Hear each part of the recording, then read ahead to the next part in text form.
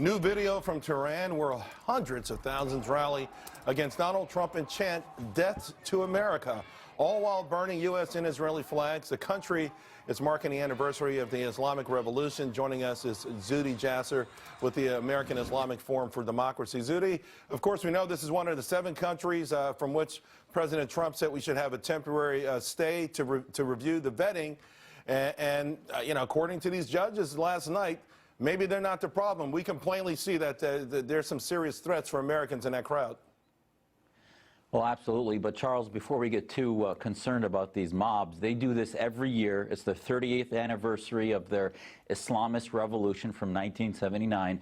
And we basically thought that somehow the appeasement era of President Obama was going to change things, but they still had the Death to America chants. They were still burning our flags.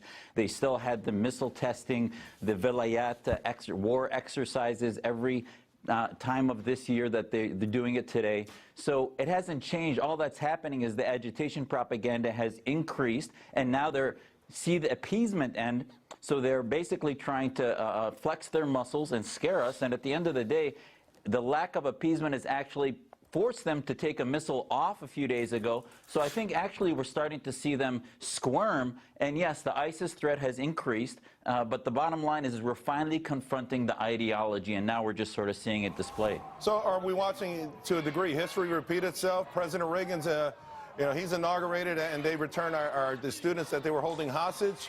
I mean, do you think that Iran gets it, that this is a completely new sheriff in town, or will they try to, you know, when you're feckless and belligerent for 8 straight years, it's hard to turn on a dime.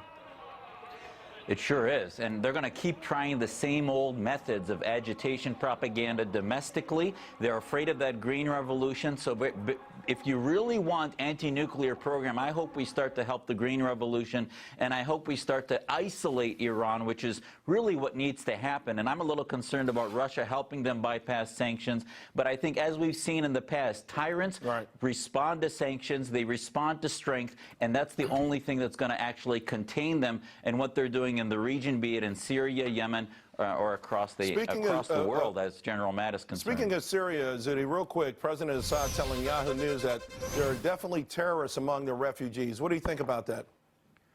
Well, listen, I hope we don't get our information on ISIS from Assad. Our own Homeland Security Committee out of Congress has released a report talking about how the threat is very high. We already know that since we haven't been fighting the ideology, we know the jihadist threat is very significant. But Assad created these monsters. He is the Shia jihadist side of the ISIS threat. So, you know, I'm not going to look to Assad to tell us about the threat that he has created through ethnic cleansing in Syria by genocide against the Sunnis.